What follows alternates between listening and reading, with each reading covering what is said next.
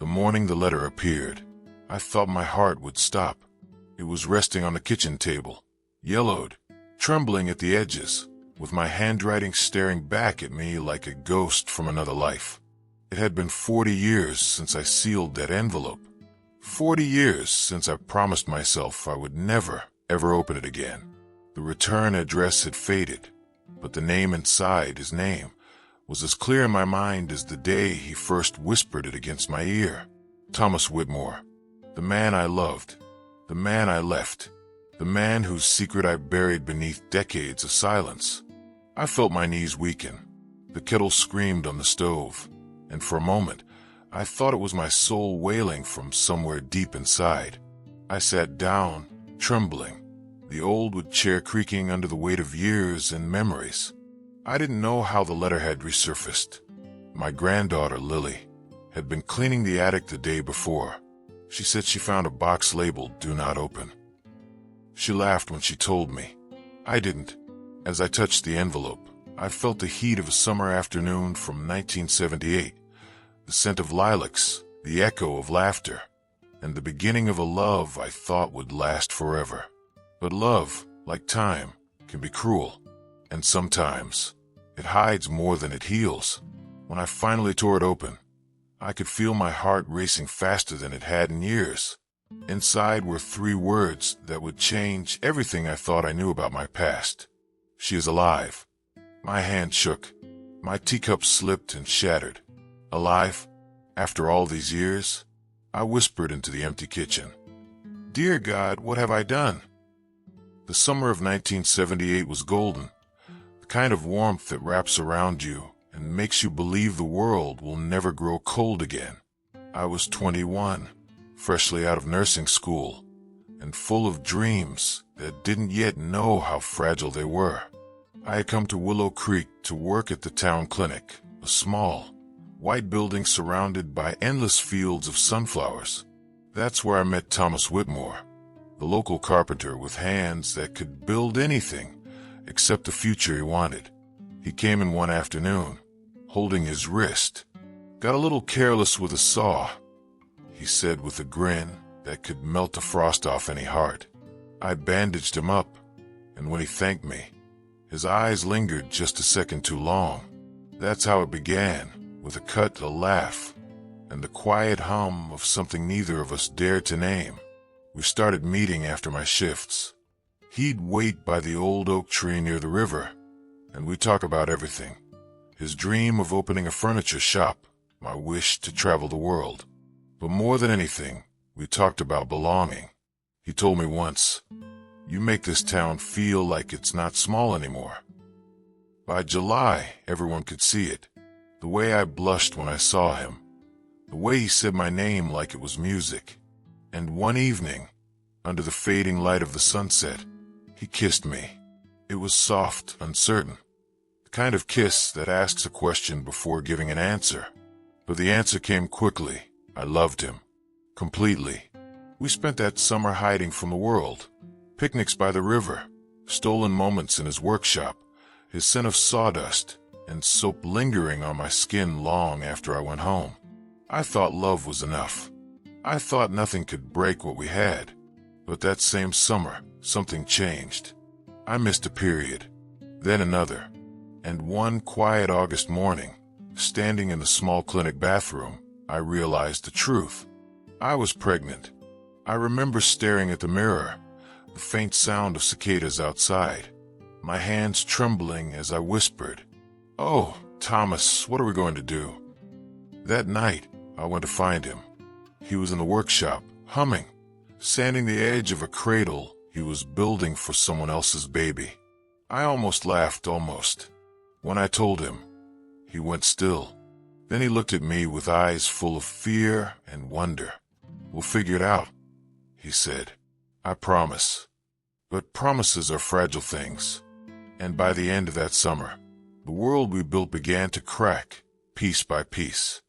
The air that night was heavy, too still, too quiet, as if the world itself knew something was about to break. Thomas had been distant all week. He said he was sorting things out, but I could see the worry behind his smile. I thought maybe it was money. Maybe it was fear. Maybe both. I went to his workshop after dark, carrying a small basket of food, roasted chicken, biscuits, and a slice of peach pie I'd made that afternoon. I wanted to remind him of US, of the simple joy that had brought us together. But when I opened the door, I froze. Inside, Thomas wasn't alone. He was talking to a tall man in a gray suit, someone I'd never seen before. Their voices were low, urgent. The man held a small envelope, thick and sealed. When Thomas saw me, he turned pale. "Margaret," he said, his voice cracking, "you shouldn't be here." The man in the suit turned toward me, his eyes cold and sharp. "Is this her?" Thomas didn't answer. That's when I noticed something. The emblem on the man's briefcase, Whitmore Industries, Thomas's father's company. I had heard stories about the Whitmores, the wealth, the expectations, the way they controlled their only son's life. Thomas never talked much about them, but now I understood why. The man stepped closer. "Miss Carter," he said formally. "Thomas has responsibilities. You complicate things." I wanted to shout at him, tell him love wasn't a complication, but my voice caught in my throat. Thomas tried to take my hand. "Margaret, please. I was going to tell you." The man cut in sharply. "She's pregnant, isn't she?" Silence. Then Thomas whispered, "Yes." The man sighed, as if confirming some business deal. "Then it's simple. We'll take care of it." Quietly. I stepped back, my heart pounding. "Take care of it? What are you talking about?" He looked at me with a chilling calm. "The child will be handled. You will be compensated." For a second, I couldn't breathe. Then I ran. I don't remember how I got home that night. The road blurred with tears, the taste of betrayal bitter on my tongue. I didn't go to work the next morning. I packed a small bag and went to the bus station. But before I could leave town, Thomas found me. He looked broken, desperate. "Margaret, please, don't go." I swear, I didn't know what he was going to say. I could see he meant it. And yet, something inside me had cracked too deeply to be mended. "I can't raise a child in your father's shadow," I whispered. He reached into his coat pocket and handed me an envelope, the same one that would find its way back to me 40 years later. "Inside," he said, his voice trembling, "is everything you need if something happens to me." I didn't understand then, but I took it. And that was the last night I ever saw Thomas Whitmore alive. 2 days later, they found his car at the bottom of Willow Creek. They called it an accident. I called it the beginning of the end. The day I gave birth, the sky was gray, not the soft gray of rain, but the heavy gray of sorrow, the kind that makes the air thick and the heart heavier than stone. It was October 2nd, 1978. I was alone in a small clinic 2 towns away, under a false name. No one knew where I was, not my parents, not my friends, not anyone from Willow Creek. Thomas was gone, and with him, the last bit of safety I had ever known. I remember the pain, yes, but more than that, I remember the silence after the cry, the sound every mother waits for, that first small, trembling cry of life never came. I asked the nurse, "Is she all right? Please, tell me she's all right." She looked at me with eyes that wouldn't meet mine. Then she said softly, "The baby didn't make it." And just like that, the world stopped turning. I screamed. I begged. I told them to let me see her, even for a second, but they refused. They said it was better that way, better to forget, better to move on. But how does a mother forget? They took her from me before I ever felt her tiny fingers, before I ever looked into her eyes. I didn't even get to hold her name on my lips. When I finally had the strength to stand, The nurse handed me paper to sign, a release form. She said, my hands were trembling so badly I could barely write the false name I had given them. Then she whispered, sometimes, they tell us not to say everything. I looked up, confused, but she turned away quickly and left the room. Those words haunted me for years. A week later, I buried an empty box beneath the old oak tree by the river, the same tree where Thomas had first kissed me. Inside, I placed a small white ribbon and a letter I had written to the daughter I would never know. If love could have saved you, you'd have lived forever. I left Willow Creek after that, moved across the state, changed my name. I told everyone I'd never had children, and for 40 years, I kept that lie. It became part of me, as natural as breathing, as constant as the ache I carried in my chest. But sometimes, in the quiet of the night, I'd hear it, a faint sound, like a baby's cry, drifting through the walls of memory. I thought it was my imagination, a ghost made of guilt, until yesterday, until that letter, the one that said, she is alive. Now, every part of me trembles with a single, impossible question. If my baby lived, where has she been all these years? I didn't sleep that night. The letter sat on my bedside table like a ticking clock, every second whispering, what if, what if, what if? By dawn, I made myself a cup of coffee, though I barely touched it. My hands were shaking too much. Lily came over around 8. She was full of her usual warmth, her laughter bright against the morning air. But when she saw my face, she stopped. Grandma, what's wrong? I tried to smile. Just a little tired, darling. But she noticed the letter. Is that the one I found yesterday? I didn't mean to. Did you open it? I interrupted. Her eyes widened. No, of course not. I just saw your name, and it looked old. I took a slow breath. Where exactly did you find it? In the attic, she said. Inside that cedar box with the ribbon. There was another envelope, too, but it didn't have a name. Another envelope. I asked her to bring it to me. When she returned, she handed me a small, yellowed envelope. No stamp, no address, no handwriting at all. But when I touched it, I felt the same chill I had felt 40 years ago in that clinic. Inside was a photograph. A girl, no, a woman, in her 30s, standing in front of a hospital. Dark hair, bright eyes, and something in her smile that made my breath catch. I didn't need a DNA test to know. I felt it in my bones, in the place a mother never stops knowing. It was her, my daughter. There was something written on the back, in elegant handwriting.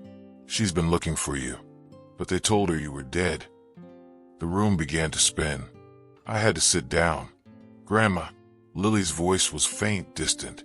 I handed her the photo with trembling fingers. Lily, do you see it? She frowned. She kind of looks like... She stopped, then looked at me again. She looks like you. I nodded slowly, my throat tight. Then, before I could say another word, the phone rang. I stared at it, my heart thudding. No one calls me this early. When I answered, a woman's voice, soft, steady, said, "Is this Margaret Carter?" "Yes, who is this?"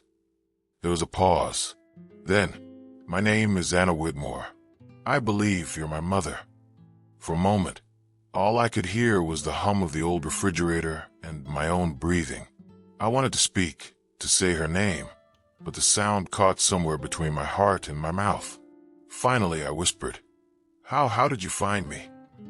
She hesitated. "I've been looking for years. I found something in my adoptive father's things after he passed away. A letter. It mentioned a woman named Margaret Carter and a place called Willow Creek." Willow Creek. Even after all these years, that name still hurt to hear. "Please," she said softly, "can we meet?"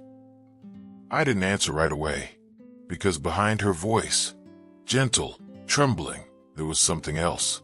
Something that made my stomach twist. Fear. Before I could ask anything, the line went dead. Just static. And in that static, I could swear I heard another sound, faint, distant. A man's voice whispering my name. Thomas. For 2 days the silence felt like a second skin. Every time the phone rang, every creak of the old house, I thought it might be her again. But it wasn't. On the third evening, as the sun slipped behind the hills, I heard a car pull into the driveway. The engine stopped, and the quiet that followed was absolute, so thick it felt alive. Then a knock. 3 soft taps. I opened the door, and there she was. She stood there in a pale blue coat, her hands clutching a leather satchel. Her eyes, God, those eyes were Thomas's. The same stormy gray. The same way they searched you as if afraid you'd vanish. For a moment, neither of us spoke. Then she said, barely a whisper, "You look just like the picture." My knees almost gave out. I reached for the door frame to steady myself. "Come in," I managed. Inside, she looked around the house, touching the framed photos on the mantel, the lace curtains, the vase of dried lilacs. "It smells like home," she murmured.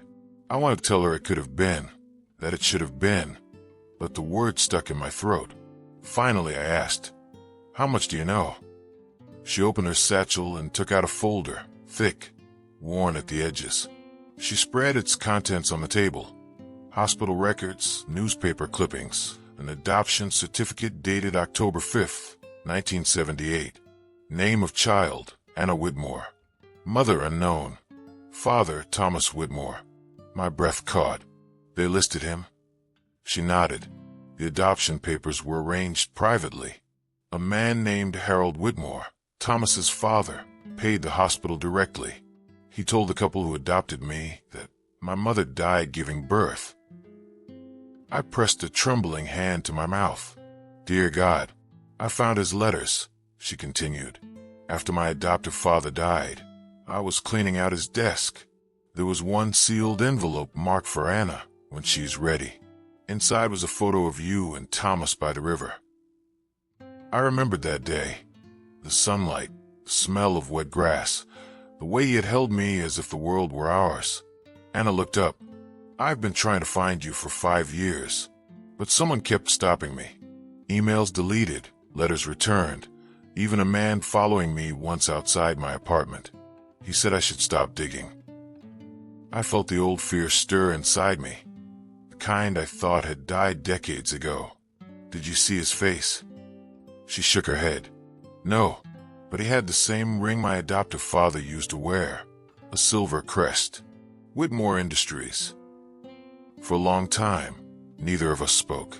The clock ticked loudly on the wall, counting the years we had lost. Finally, I reached across the table and took her hand. "You were never meant to disappear, Anna. They took you from me.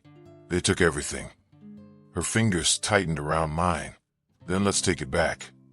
Outside, a car passed slowly down the street, its headlights sweeping across the window. For a heartbeat, I thought I saw the shape of a man inside watching. The past wasn't finished with us. It had just found our address. We drove through the night, the headlights carving a thin path through the mist that rose over the fields. The sign appeared just before dawn, "Welcome to Willow Creek." 40 years. 40 years since I swore I would never see that name again. Anna sat beside me, her hand gripping the folder of documents. The closer we got, the quieter she became, as if she could sense the weight of what we were about to stir up. The town looked smaller now, tired, like an old photograph left too long in the sun. The gas station was gone, the bakery boarded up, but the old oak tree still stood by the river, tall and solemn, its branches reaching toward the pale sky. "That's where the picture was taken," I said softly. Anna smiled faintly. "You and him." "Yes," I whispered. "That was the last day we were happy." We parked by the old clinic, or what was left of it. The windows were broken, the paint peeled. I stepped out, the smell of damp wood and earth pulling me back to that October day. Anna followed, clutching her coat tight. "You sure about this?" "No," I said, "but it's time." Inside, The hallways were dark, the air thick with dust. My footsteps echoed against the tile. I could still hear the cries of other women, the whispers of nurses, the hollow click of my own heartbeat. Room 12. That was where they said my baby had died. When I pushed the door open, the memories hit me all at once. The blinding light, the nurse's trembling voice, the weight of emptiness in my arms. Anna stood beside me, looking around in silence. Then she turned to me and said, "I was here." Her voice broke. "I found this place when I was 17. I didn't know why, but I felt pulled. I used to come here and sit outside. I thought it was a dream, but now..." She touched the wall, her fingers trembling. "Now it feels like home." I didn't know what to say, so I took her hand and held it, the way I should have 40 years ago. Then she frowned. "Look." Behind one of the cabinets, hidden beneath layers of plaster, was a small metal box. We pried it open with a rusted screwdriver. Inside were several envelopes, all sealed, all stamped Whitmore Industries, confidential. My heart stopped. Anna pulled one open carefully. Inside was a hospital ledger, dates, patient names, and next to mine, a note scrawled in ink. "Infant transferred per HW instruction. New identity arranged." I felt the room tilt. "Transferred," Anna whispered. "He sold me." Before I could respond, a sound echoed from the hallway. A slow, deliberate footstep. Then another. Anna's eyes widened. "Mom." A shadow moved just beyond the doorway. Then a man's voice, deep, familiar, aged but unmistakable, drifted through the dark. "Margaret Carter. I was wondering how long it would take you to come back." I froze. My mouth went dry. That voice, it couldn't be. He stepped into the light, gray hair, the same storm gray eyes, and a face that looked like it had lived 3 lifetimes. It was Thomas Whitmore, alive. For a moment, I couldn't breathe. The years fell away, and I was 21 again, standing in the doorway of his workshop, sunlight on sawdust. Love still something we believed in, but the man in front of me wasn't the Thomas the first remembered. He was older, hollow-eyed, his once strong hands trembling slightly at his sides. A ghost made of skin and regret. "Thomas," I whispered. He smiled faintly, the same soft, uneven curve of his lips that used to undo me. "Hello, Margaret." Anna took a step back. "Who are you?" He looked at her then, and I saw it. The way his face changed, the recognition, the ache. "You have your mother's eyes," he said softly. She froze. You knew me." "I've known you your whole life," he said. "I watched from far away. I couldn't be part of it, but I made sure you were safe." My voice broke through the silence. "They said you died, Thomas. I buried you. How is this possible?" He looked down, then sighed. "I almost did. The car was mine, yes, but I wasn't in it. My father staged everything. He said it was the only way to fix what I'd done. When I refused to let him take you away, he had men waiting.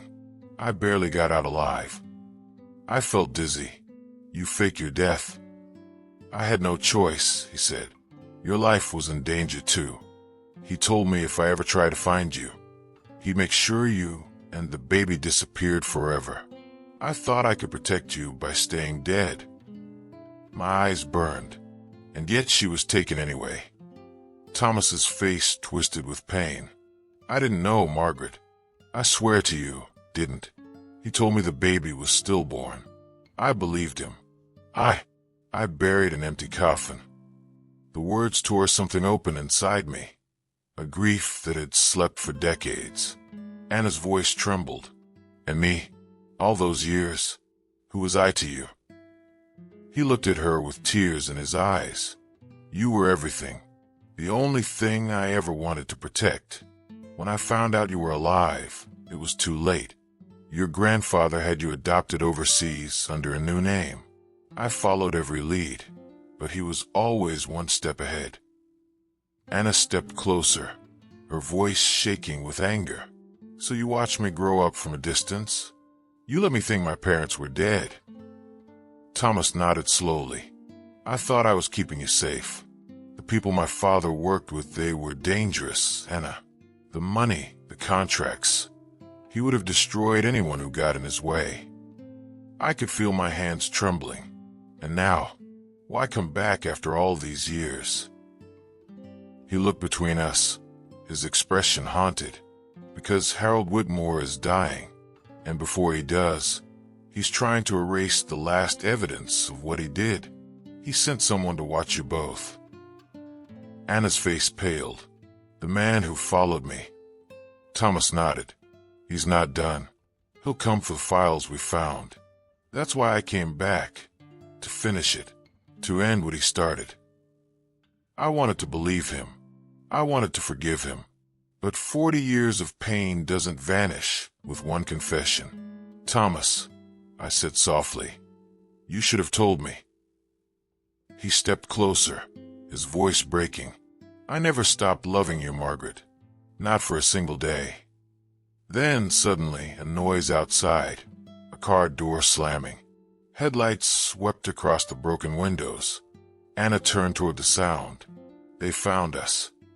Thomas moved quickly, grabbing the metal box from the table and pressing it into my hands. "Whatever happens, don't let them take this."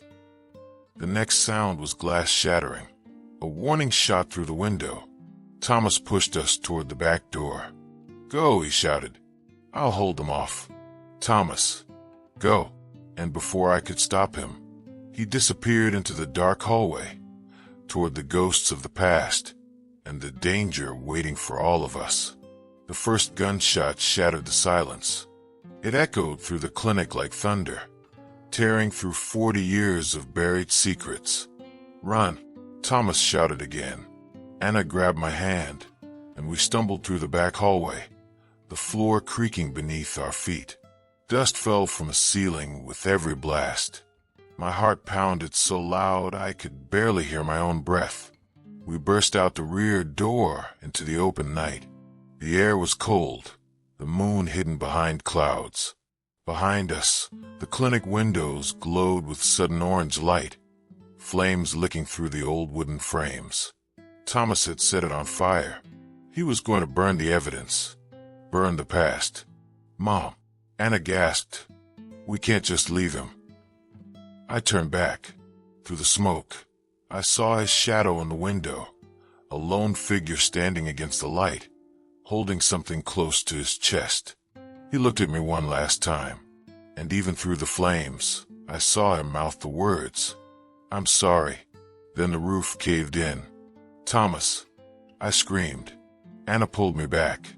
He knew what he was doing. We ran toward the river, the same one that had once carried away all my tears, the same one where they said his car had been found.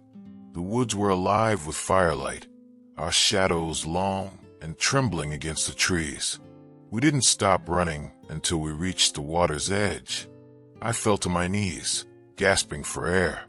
The folder, the hospital records, the photos, was still clutched in my hand.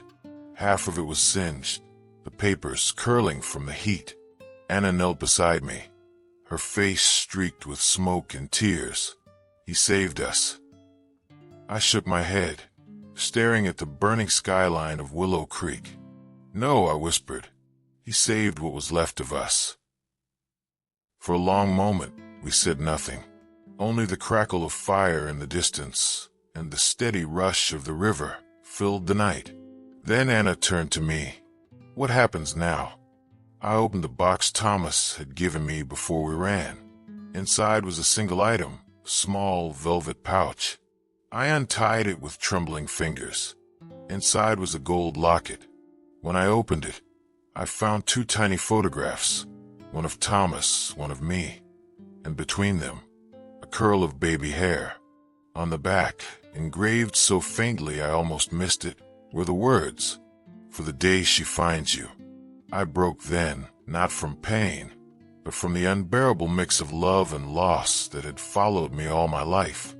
Anna put her arms around me, and for the first time, I held her the way I'd dreamed of for decades.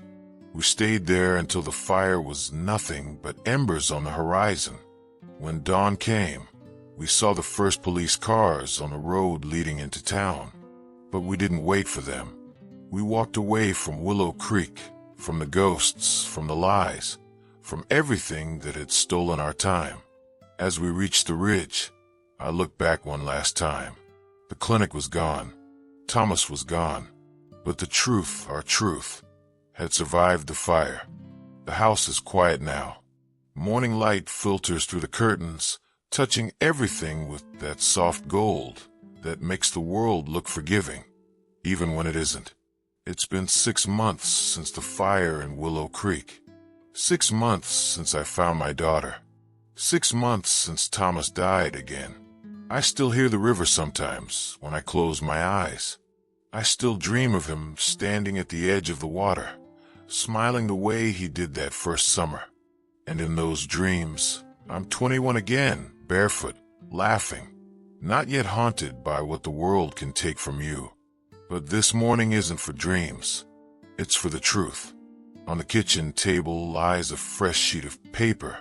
My hands don't shake as much now when I write. The words flow like a confession and a farewell all at once. My name is Margaret Carter. For 40 years, I lived with a lie. I was told my child had died. I buried her in my heart and learned to keep living with a silence that nearly killed me. But love, real love, finds a way to be heard. I pause, looking out the window. In the garden, Anna is trimming the lilac bushes, her dark hair catching the sun. She hums softly, a tune I used to sing to her when she was still beneath my heart. She doesn't know it, but I hear it, and every time I do, I feel time folding in on itself, stitching old wounds closed. I continue writing. To whoever reads this, do not bury your truth. The past will find you, no matter how deep you hide it. And sometimes, what you fear the most is the very thing that will set you free. There's one more thing to add. I open the small velvet pouch Thomas left behind and slip the golden locket inside the envelope. Then I seal it with a trembling smile. Anna walks in, her hands still dusted with soil. "Writing again?" she asks, her voice bright but gentle. "Yes," I say. "The last letter. The one that should have been written long ago." She sits beside me, reading the first lines, her eyes filling with quiet tears. "You're finally telling the whole story." "I know it. Someone has to." She takes my hand. "Then let's tell it together." I place the envelope in her palm. "Keep this safe. Someday, your children should know where they come from. Not the lie, but the truth." Outside, the wind carries the scent of lilac through the open window. The same scent that filled the air that summer in 1978. I close my eyes and imagine Thomas standing there once more, the river behind him, the sun warming his face. "I kept your secret," I whisper, "but now it's time to let it go." And as the clock ticks softly in the quiet kitchen, I feel something leave me. Not sorrow, but release. A long, trembling exhale that feels like forgiveness. For him, for myself, for the girl I was. Anna leans her head on my shoulder, and together we watch the morning light spill across the floor like hope reborn. 40 years of silence end in that moment, not with thunder, but with peace. Epilogue. Weeks later, the letter makes its way to a small historical archive in Willow Creek. Inside, an archivist reads it slowly, his eyes widening as he reaches the last line. She is alive. She always was. He looks up toward the river beyond the window, the one that once hid a lie and now carries the truth. The story of Margaret Carter and Thomas Whitmore becomes a whisper in town again, a legend about love that defied both time and death.